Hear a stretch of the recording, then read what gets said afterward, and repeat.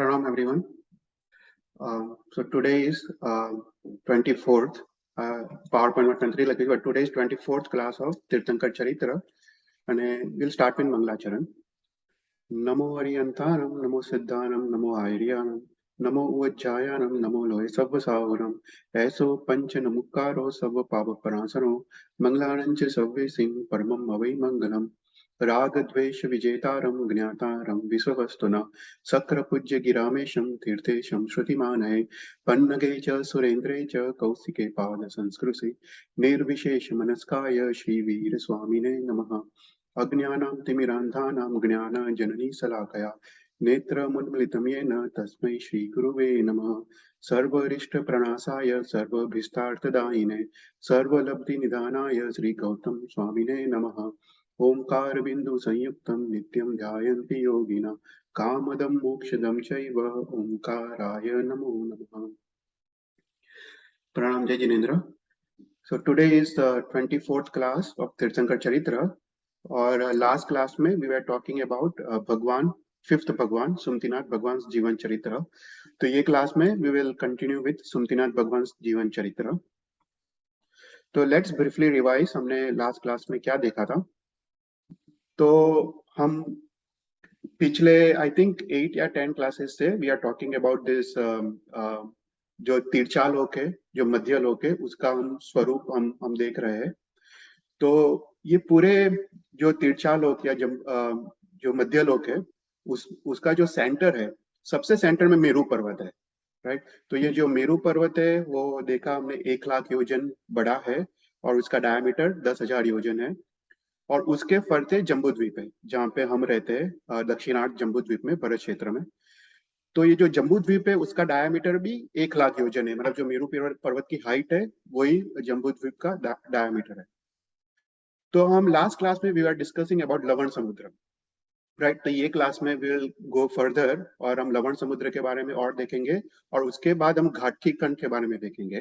तो लवण समुद्र के बाद घाटकी खंड है तो उसके बारे में भी आज हम देखेंगे। तो जो जम्बूद्वीप है, राइट, जम्बूद्वीप हमने देखा कि वो 7 क्षेत्रों में विभाजित है।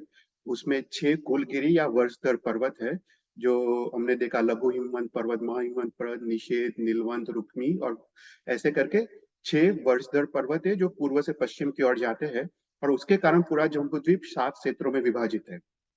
तो भी जम्बूद्वीप में टोटल 3 कर्म भूमि है, भरत, ऐरावत और महाविद्य क्षेत्र, और 6 अकर्म भूमि है। अगर किसी को याद हो तो उसमें हिमवंत क्षेत्र, हरिवंश क्षेत्र, रम्यक क्षेत्र, हरिवर्ष क्षेत्र और देवकुरु और उत्तर कुरु क्षेत्र।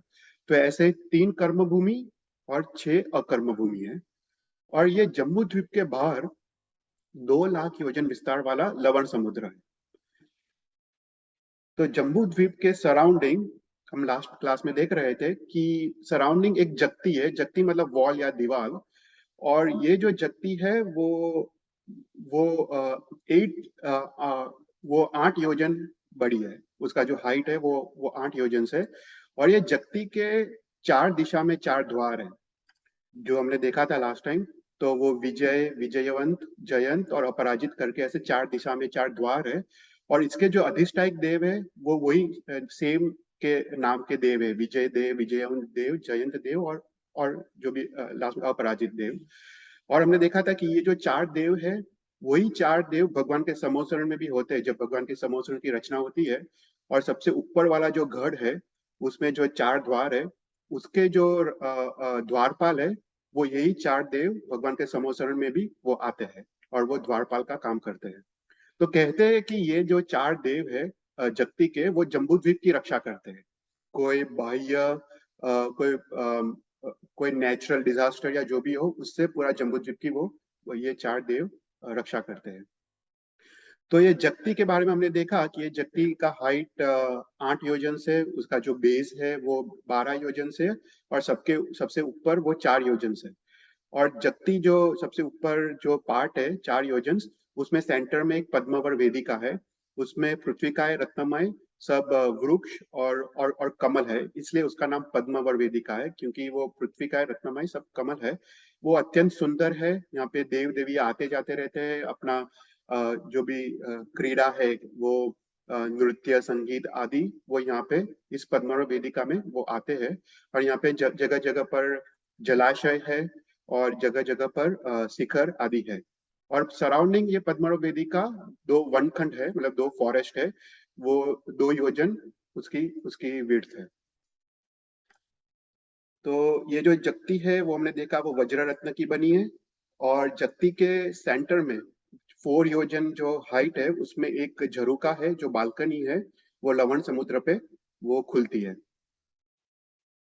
फिर उसके बाद हमने देखा कि लवण समुद्र, हम उसके बारे में देख रहे थे। तो सबसे पहले हमने देखा कि लवण समुद्र में क्या क्या है। तो हमने देखा कि सबसे पहले देयर आर 56 अंतर्द्वीप, जो शिखरी पर्वत और लघु हिमवंत पर्वत है उसके दोनों साइड चार चार एक आइलैंड चेन्स निकलती है, और हर एक आइलैंड चेन्स पे देर आर 7 आइलैंड्स। तो टोटल 8 × 7 देर आर 56 अंतर्द्वीप। और ये अंतर्द्वीप में भी एक थर्ड आरा चल रहा था, वो भी अकर्म भूमि है। उसमें उसमें युगलिक जन्म लेते हैं।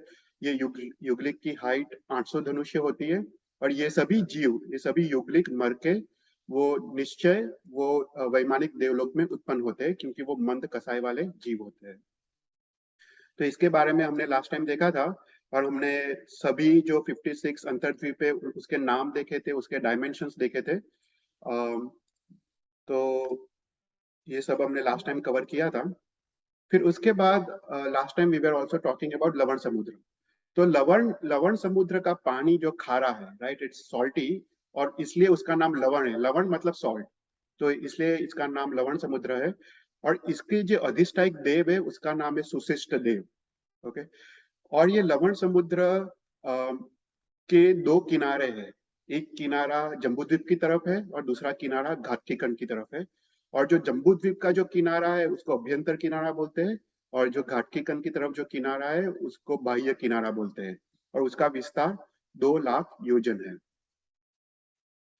तो ये जो लवण समुद्र है, लवण समुद्र के बारे में हम लास्ट टाइम देख रहे थे कि अगर if you start with Jambudvipa, Jambudvipa की जो जगती है वहां से अगर स्टार्ट करें, तो एक जो भूमि है वो भूमि नीचे उतरती जाती है।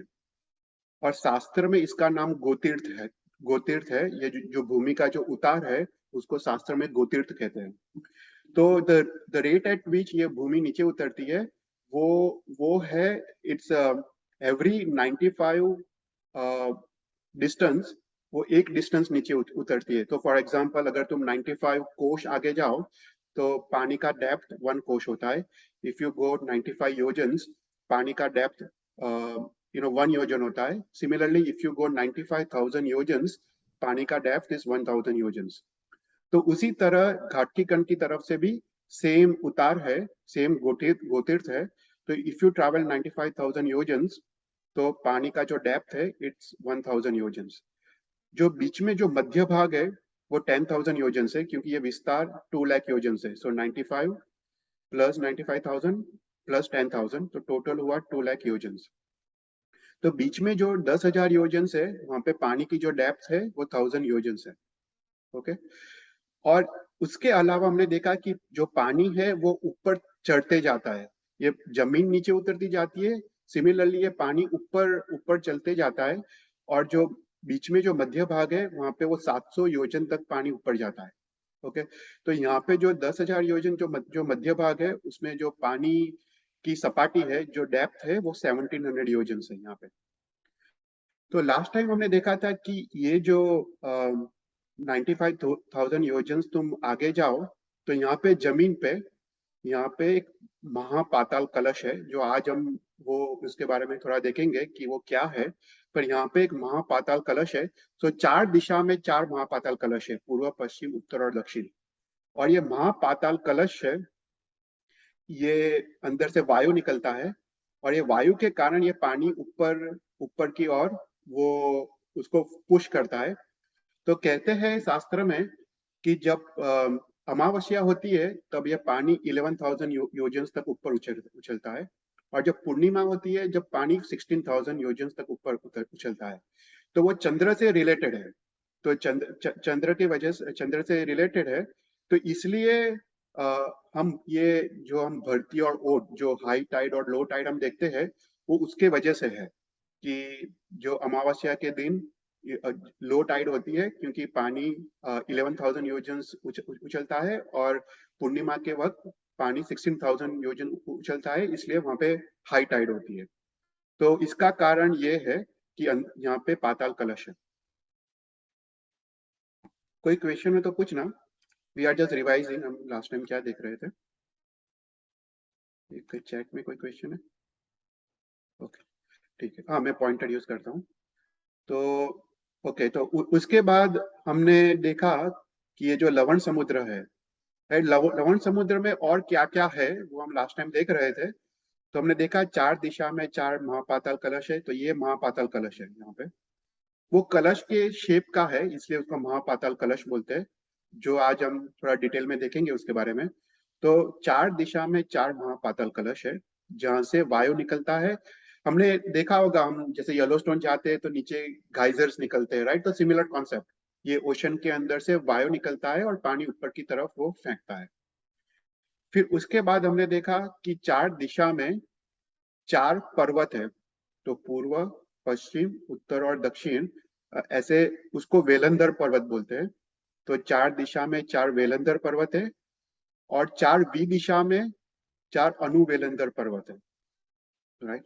तो ये 4 वेलंदर पर्वत और 4 अनुवेलंदर पर्वत पे देवताओं के प्रसाद है। और यहाँ पे बोलते हैं कि एक शाश्वत जिन चैत्य भी है हर एक पर्वत पे। तो देवताओं के प्रसाद प्लस एक शाश्वत जिन चैत्य, तो 4 वेलंदर पर्वत और 4 अनुवेलंदर पर्वत। ये सभी वेलंदर और अनुवेलंदर पर्वत, वो ये जो जम्बू द्वीप की जो जत्ती है, दीवार है, उससे 45,000 योजन दूर है, लवण समुद्र में। और हमने लास्ट टाइम देखा ये जो वेलंदर और अनुवेलंदर पर्वत के नाम है, तो जो वेलंदर पर्वत है उसके नाम है गोस्तुप, उदकभास, शंख और दक्षिण। वो पूर्व, दक्षिण, पश्चिम और उत्तर में है। और उसके जो अधिष्ठायक देव है उनका नाम है गोस्तुप, शिव, शंख और मनशील। फिर हमने देखा कि ये सब पर्वत किसके बने हुए हैं, मतलब कौन से मेटल सबसे ज्यादा है। तो गोस्तुप में सुवर्ण है, उदकभास में अंक रत्न है मतलब क्रिस्टल, शंख में रजत है सिल्वर, और दक्षिण में स्फटिक है। फिर उसके बाद हमने जो 4 अनुवेलंदर पर्वत देखे उसके नाम है कर्तोक, विद्युत प्रभ, कैलाश और अरुण प्रभ। और वो ईशान, अग्नि, वायु और नेतृत्व में है, और ये सभी रत्न के हैं। तो ये शास्त्र में उसका उल्लेख है कि ये 4 वेलंदर पर्वत है, 4 अनुवेलंदर पर्वत है, और सभी पर्वत की ऊंचाई सेम है, 1721 योजन ऊंचे है। और उसका जो ऊपर का विस्तार है वो 424 योजन है। तो सिंस ये वेलंदर पर्वत और अनुवेलंदर पर्वत वो जम्बू द्वीप की जगती से 42,000 योजन दूर है, अर्थात वो लवण समुद्र के अंदर है। तो पानी के बाहर वो सिर्फ 966 योजन है, बाकी सब ये पर्वत पूरे पानी के अंदर है, राइट? क्योंकि वो लवण समुद्र के अंदर है। फिर उसके बाद आगे जाओ तब घाट की खंड आता है। उसके बाद देखा कि ये जो वेलंदर अनुवेलंदर पर्वत पे देवताओं के प्रसाद है और एक शाश्वत जिन चैत्य है। फिर उसके बाद और क्या है लवण समुद्र में? तो लवण समुद्र में पहले अंतर्द्वीप हमने देखा, 4 पाताल कलश देखा, 4 वेलंदर पर्वत, 4 अनुवेलंदर पर्वत। उसके बाद ये जो लवण समुद्र में थोड़े और द्वीप है, द्वीप मतलब आइलैंड्स। तो देर आर 12 चंद्र द्वीप जो पूर्व में है, और 12 सूर्य द्वीप जो पश्चिम में है। अभी उसका नाम चंद्र द्वीप और सूर्य द्वीप इसलिए है क्योंकि चंद्र द्वीप में चंद्र देवताओं के प्रसाद है, और सूर्य द्वीप में सूर्य देवताओं के प्रसाद है। तो अगर हम पूरा जो अड़ी द्वीप देखें, राइट, तो अड़ी द्वीप में टोटल 132 सूर्य है और 132 चंद्र है। तो उसमें जम्बू द्वीप में 2 सूर्य 2 चंद्र है, लवण समुद्र में 4 सूर्य 4 चंद्र, घाटकी कंड में 12 सूर्य 12 चंद्र, उसके बाद कलोदधि समुद्र में 42 सूर्य 42 चंद्र, और पुष्कर द्वीप में 72 सूर्य और 72 चंद्र। तो ऐसा करके टोटल पूरे अरित द्वीप में 132 सूर्य और 132 चंद्र है। तो उसमें से जो 12 जो सूर्य और चंद्र है लवण समुद्र और जम्बू द्वीप और घाटकी खंड के, वो वो सब देवताओं के प्रसाद यहाँ पे इस आइलैंड्स पे है। तो यहाँ पे ये तो कैसे 132 है उसका वर्णन है। तो इसमें जो पूर्व में चंद्रद्वीप है और पश्चिम में सूर्य द्वीप है।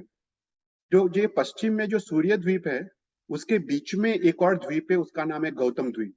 ओके, तो ये गौतम द्वीप में जो लवण समुद्र के जो अधिष्ठायक देव है, सुशिष्ट देव, उनका प्रसाद है। तो ये जो सुशिष्ट देव वो ये गौतम द्वीप के आइलैंड पे रहते हैं। और बाकी जो 12 है उसमें सूर्य देवता के प्रसाद है और पूर्व में चंद्र देवताओं के प्रसाद है। तो उसके बाद हमने देखा कि ये कितने डिस्टेंस पे है। तो गौतम द्वीप जो है वो जम्बू द्वीप की जगती से 12,000 योजन दूर है। अभी जो चंद्र द्वीप और सूर्य द्वीप है उसमें से जो 12 है टोटल, उसमें से जो 4 चंद्र द्वीप और 4 सूर्य द्वीप वो जम्बू द्वीप की जगती से 12,000 योजन दूर है। पर दूसरे 8 चंद्र द्वीप और 8 सूर्य द्वीप घाटकी खंड से 12,000 योजन दूर है। मतलब दे आर डिवाइडेड। मतलब जो 4 चंद्र द्वीप और सूर्य द्वीप है वो जम्बू द्वीप की जगती के पास है, और बाकी जो 8 सूर्य द्वीप और चंद्र द्वीप है वो घाटकी खंड के पास है, पर वो सभी लवण समुद्र में है। तो यहाँ पे ये सब टोटल 8 + 4 12, वो सब उसमें देवताओं के प्रसाद है। और उसके बाद और क्या है, तो और 3-3 तीर्थ द्वीप है। वो जम्बू द्वीप से 12 सिर्फ 12 योजन दूर है जो भरत क्षेत्र से। तो हमने देखा कि भरत क्षेत्र के दक्षिण में प्रभास तीर्थ है, वरदाम तीर्थ है और मागध तीर्थ है, जहाँ पे वो देवताओं भगवान के स्नातन महोत्सव के वक्त वो औषधि लेके आते हैं यहाँ से। तो शास्त्र में कहा गया है कि जो चक्रवर्ती होता है जब वो पूरा भरत क्षेत्र जीतता है तब ये 3 आइलैंड्स भी वो जीतता है। जो चक्रवर्ती के कंट्रोल में ये प्रभास तीर्थ, वरदाम तीर्थ और मागर तीर्थ भी होते हैं, और यहाँ पे भी एक एक शाश्वत तीर्थ है। और ये जब अपने भरत क्षेत्र से 12 योजन दूर है लवण समुद्र में। तो उसी प्रकार ऐरावत क्षेत्र के नॉर्थ में ये सेम 3 तीर्थ है। तो टोटल देर आर 6 तीर्थ। ओके, तो यहाँ तक हमने लास्ट टाइम थोड़ा देखा था, वो हमने ब्रीफली रिवाइज किया। अभी हम आगे देखते हैं। तो हमने देखा कि जो लवण समुद्र में है वो 4 महापाताल कलश है। तो ये महापाताल कलश है क्या, राइट? तो एक क्वेश्चन होता है। तो यहाँ पे शास्त्र में उसका डिस्क्रिप्शन है कि ये महापाताल कलश है क्या। तो टोटल 4 महापाताल कलश है हर एक दिशा में। तो ये जो महापाताल कलश है वो उसका जो डेप्थ है वो 1,00,000 योजन है। मतलब जस्ट इमेजिन जो मेरू पर्वत का हाइट है वही वही डेप्थ उस महापाताल कलश का है। अर्थात ये जो महापाताल कलश है it goes all the way to Ratnaprabha नरक, जो पहली नरक है अपनी, राइट? अगर जिसको याद हो, इट इट इज 1,80,000 योजन, राइट, उसका डेप्थ। तो it goes all the way to पहला रत्नप्रभा नरक। तो उसका डेप्थ है 1,00,000 योजन और उसका जो विड्थ है वो है 10,000 योजन। मतलब हमने जो लवण समुद्र का जब पिक्चर देखा था in previous slide, if you go, previous में जाता हूँ तो तुमको पता चले यहाँ पे। तो यहाँ पे महापाताल कलश है। तो महापाताल कलश का जो डेप्थ जो विड्थ है वो भी 10,000 योजन है, पर इट गोज ऑल द वे 1,00,000 योजन नीचे। ओके, तो ये महापाताल कलश में होता क्या है, लेट मी गो बैक। तो महापाताल कलश जो 1,00,000 योजन है वो 3 भाग में डिवाइडेड है। जो सबसे नीचे का जो भाग है वो 33,333 योजन है। उसमें सिर्फ वायु है, सिर्फ गैस है, एयर है जो बाहर निकलने का ट्राई करता है। फिर दूसरा जो मध्य भाग है वो भी 33,333 योजन है, उसमें जल और वायु का मिक्सचर है। और उसके ऊपर जो 1/3 भाग है 33,333 योजन, उसमें सिर्फ पानी है। तो नीचे वायु है, फिर इसमें जल और वायु का मिक्सचर है, और यहाँ पे सिर्फ पानी है। तो बाय नेचुरल स्वभाव से ये जो वायु है वो बाहर निकलने का ट्राई करता है, राइट? तो इसके कारण ये पानी को ऊपर की तरफ पुश करता है। तो इसके कारण ये जो हम देखते हैं कि लवण समुद्र के सेंटर में वो पानी 16,000 योजन तो ऊपर उछलता है, वो इसके कारण कि ये जो वायु है, गैस है, वो बाहर निकलने का ट्राई करता है। तो अभी ये जो जो वायु है वो जब बाहर निकलने का ट्राई करता है तो यहाँ पे एक एक टॉर्नेडो जैसा उत्पन्न होता है, राइट। मतलब तुम देखो, अगर वायु एकदम जोर से आके फोर्सफुली अगर ऊपर उछलने का ट्राई करे तो it creates a kind of a tornado. तो वो टॉर्नेडो जैसा क्रिएट होता है और उसके कारण वो जोर से ये पानी ऊपर की तरफ उछलता है। अभी शास्त्र में ऐसा कहा गया है कि एक अहोरात्र मतलब 24 घंटे, एक दिन और एक रात, उसको अहोरात्र कहते हैं। तो एक अहोरात्र में ये जो महापाताल कलश है वो 2 बार उसका क्षोभ होता है। मतलब ये 2 बार ये वायु बाहर निकलता है। सो 2 टाइम्स इन 24 आवर्स। तो 2 बार ये पानी ऊपर की तरफ उछलता है। और और इसके कारण हम जो समुद्र में जो वेव्स देखते हैं, तो दोनों तरफ वो पानी गिरता है और दोनों तरफ वेव्स जनरेट होते हैं। तो हम जो वेव्स देखते हैं वो इसके कारण है। तो घाटकी खंड में भी वेव्स जनरेट होते हैं और जम्बू द्वीप में भी ये सिमिलर टाइप के वेव्स जनरेट होते हैं। तो ऐसे जो महापाताल कलश है, सिमिलरली देर आर ये छोटे छोटे पाताल कलश है। ओके। तो जैसे महापाताल कलश है उसका जो डेप्थ है वो 1 लाख योजन से, पर ये जो छोटे जो पाताल कलश है उसका डेप्थ 1000 योजन से। तो और इसका विड्थ 10,000 योजन से और इसका विड्थ 100 योजन से। सो दिस आर स्मॉल पाताल कलश। तो यहाँ पे पिक्चर है। तो ये 4 दिशा में 4 महापाताल कलश है। ये ब्लैक में ईश्वर, हम उसके बारे में देखेंगे, नाम के बारे में, पर 4 दिशा में 4 पाताल कलश, महापाताल कलश है और ये सब छोटे छोटे पाताल कलश है। ओके। तो इसके कारण ये जब वायु बाहर निकलता है तब ये ऊपर की तरफ पानी उछलता है और चारों बाजू ये वेव्स जनरेट होते हैं।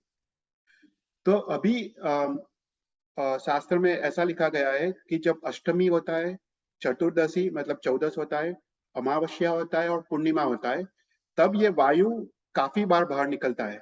नॉर्मल डेज में 2 बार ये वायु बाहर निकलता है। पर जब ये 4 दिन, अष्टमी, चतुर्दशी, अमावस्या और पूर्णिमा, ये चार चार के दिन वायु काफी बार निकलता है। मतलब there is no fixed count, but वो काफी बार उसका क्षोभ होता है। और इसलिए हम ये 4 दिन में, पूर्णिमा के दिन, अमावस्या के दिन और 14 और अष्टमी के दिन, we see lot many times high tides and low tides. और अगर तुम गूगल में सर्च करो तो यू विल नोटिस कि पूर्णिमा के दिन there are lot many times, even अमावस्या के दिन there are lot many times ये हाई टाइड्स और लो टाइड्स आती है। तो दिस इज द रीजन कि ये जो महापाताल कलश है उसका क्षोभ काफी बार होता है ये 4 पर्टिकुलर दिन को। अभी वो क्यों वो ऐसा होता है उसका रीजन नहीं दिया गया है, पर ऐसा लिखा है कि ये 4 दिन को मैक्सिमम टाइम्स इसका वायु बाहर निकलने का ट्राई करता है। तो अभी जो 4 महापाताल कलश है उसके नाम शास्त्र में लिखे गए हैं। तो पूर्व में है वडवामुख, दक्षिण में है केयु, पश्चिम में है यु और उत्तर में ईश्वर। ओके। तो ये जो, और उसके बाद देर आर 7,884 लघु पाताल कलश। जो छोटे पाताल कलश है वो 7,884 टोटल उसका काउंट है। तो ये जो महापाताल कलश है वो, उसका जो विड्थ है वो 10,000 योजन है।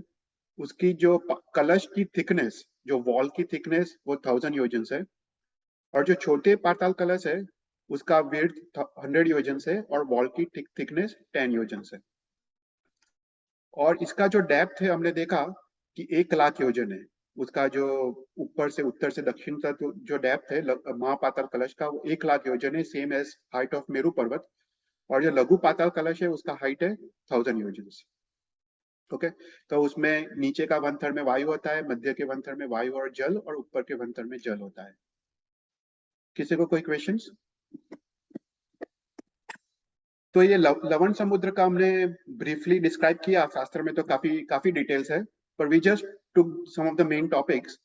तो टोटल लवण समुद्र में क्या क्या है, तो ये पूरा चार्ट है।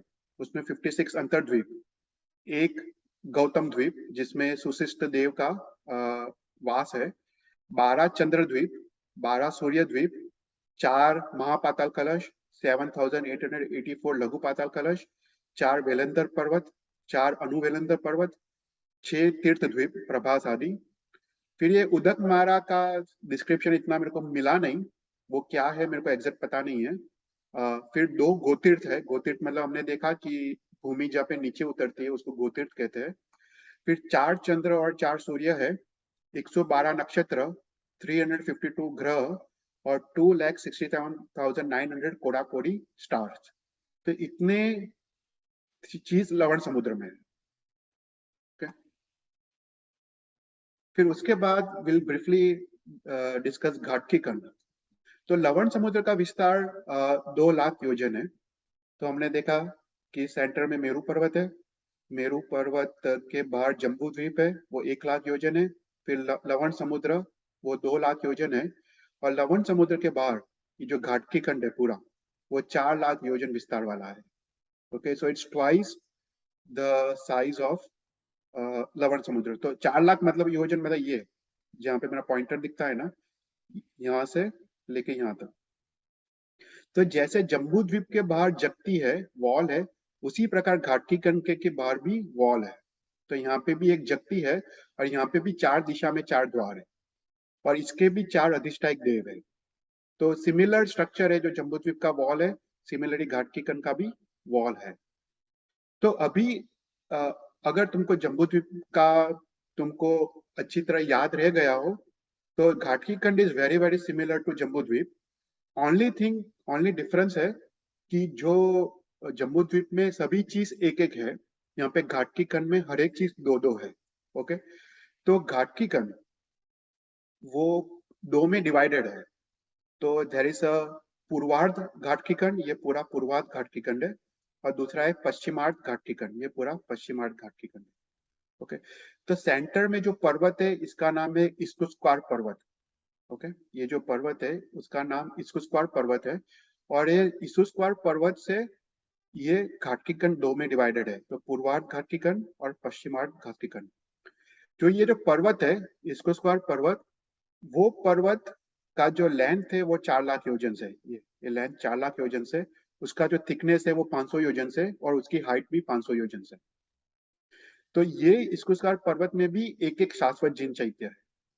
ओके, तो अभी ये दोनों side you can imagine there is similar structure as one Jambudvipa और ये दूसरा जम्बू द्वीप। तो जम्बू द्वीप में हमने जो भी देखा, यहाँ पे सब कुछ दो दो है। ओके, तो जम्बू द्वीप में जैसे जैसे देर आर 6 वर्षधर पर्वत, इसमें 12 वर्षधर पर्वत है।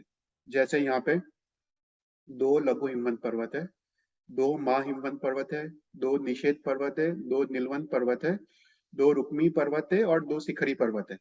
राइट, सो सब कुछ दो दो है। फिर भरत क्षेत्र 2 है, ऐरावत क्षेत्र 2 है, महाविद्य क्षेत्र 2 है, मेरू पर्वत भी 2 है, देव कुरुक्षेत्र भी 2 है, उत्तर कुरुक्षेत्र भी 2 है। तो एवरीथिंग इज डबल।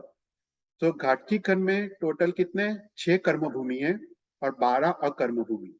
जम्बूद्वीप में 3 और 6 थे, यहाँ पे 6 और 12, तो 6 कर्म भूमि और 12 अकर्म भूमि।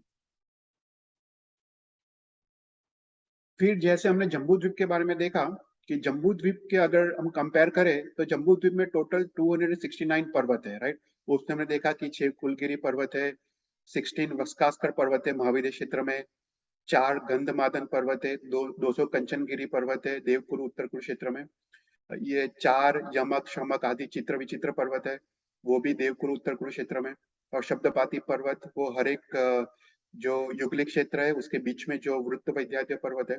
तो ऐसे जो पर्वत है, अभी घाटकी खंड के बारे में सोचे तो एवरीथिंग इज ट्वाइस। तो 12 कुलगिरी पर्वत होंगे, उसके बाद 32 वस्कास्कर पर्वत, 8 गंधमादन पर्वत, 400 कंचनगिरी पर्वत, ये 8 यमक शमक पर्वत, 8 वृत्त वैद्याद्य पर्वत, ये 68 दीर्घ वैद्याद्य पर्वत और 2 मेरू पर्वत। अभी जो मेरू पर्वत है उसके बारे में हम नेक्स्ट टाइम देखेंगे। ये घाटकी खंड का मेरू पर्वत is little different than Jambudvipa Meru पर्वत, तो उसके बारे में हम थोड़ा देखेंगे नेक्स्ट टाइम। पर just for comparison everything is twice, और सबके नाम भी सेम है। तो जो हमने जम्बू द्वीप के नाम थे वही नाम घाटकी खंड के है, और एवरीथिंग इज ट्वाइस। ओके, तो उसके बाद ये जो सभी जो पर्वत है, राइट, जो जैसे शिखरी पर्वत है, रुक्मी पर्वत है, नीलवंत पर्वत है, वो जम्बू द्वीप की तरह ही है पर उसके डायमेंशंस आर डिफरेंट। ओके, तो अभी if you compare with Jambudvipa, तो हमने जम्बू द्वीप के बारे में देखा कि जैसे लघु हिमवंत पर्वत थे, वो इट वाज उसका जो लेंथ था वो 24,932 योजन था, फिर महाहिमवंत पर्वत का 53,931 योजन है। अभी इफ यू कम टू घाटी खंड, सबका लेंथ इज 4 लाख योजन। If you see here, right, इसका जो रेडियस है वो 4 लाख योजन है। तो सभी पर्वत का डायमेंशन सेम है। तो ये सभी का लेंथ, ऑल दिस कुलगिरी पर्वत सभी का लेंथ 4 लाख योजन है। ओके, फिर उसके बाद सबकी ऊंचाई सेम है, पर सबका जो थिकनेस है, पौड़ाई, वो भी डिफरेंट है। तो शास्त्र में लिखा गया है कि ये जो सभी की पौड़ाई है, thickness, it's twice than the Jambudvipa. तो फॉर एग्जांपल लघु हिमवंत पर्वत है, वो 1052 योजन थिक है। तो अभी इट्स लाइक 2000 कितना हुआ, 2104, राइट, 2104 योजन इसकी थिकनेस है लघु हिमवंत पर्वत की। फिर महाहिमवंत पर्वत भी इट्स ट्वाइस, तो उसका हुआ 8420 योजन। तो सभी पर्वत, सभी ये जो पर्वत है, रुक्मी पर्वत, शिखरी पर्वत, उसकी thickness is twice than that of Jambudvipa, और सबकी लेंथ इज 4 लाख योजन। तो इतना डिफरेंस है जम्बूद्वीप के कंपैरिजन से। ओके, फिर उसके बाद हमने जम्बूद्वीप के बारे में देखा कि हर एक देवकुरु और उत्तर कुरु क्षेत्र में एक एक वृक्ष है, राइट, जो शाश्वत वृक्ष है, जो पृथ्वी का रत्नमय है। जैसे जम्बूद्वीप में जम्बू वृक्ष है और शामली वृक्ष है, और जिससे जम्बूद्वीप का नाम पड़ा है, राइट, ये जम्बू वृक्ष है क्योंकि उनके अधिष्ठायक देव जम्बू देव है। तो उसी प्रकार जो घाटकी खंड है, घाटकी खंड में अभी 2 देवकुरु और 2 उत्तर कुरु क्षेत्र है। तो उसके जो वृक्ष है, उसके नाम है सुदर्शन, प्रियदर्शन, घाटी, घाटकी और महाघाटकी। ऐसे करके 4 वृक्ष है। और जो घाटकी वृक्ष है, उसके जो अधिष्ठायक देव है, उसका नाम है घाटकी देव, और उसके नाम से ये घाटकी खंड का नाम पड़ा है। और शास्त्र में ऐसा लिखा गया है कि जो घाटकी वृक्ष है, वो पूरे घाटकी खंड में, वो वो घाट पूरा घाटकी वृक्ष की सबसे ज्यादा प्रधानता, सबसे ज्यादा है वो घाटकी टाइप के वृक्ष। तो इसके कारण उसको घाटकी खंड कहा जाता है। तो इससे उसका शास्त्र में उसका नाम है। ओके, तो हम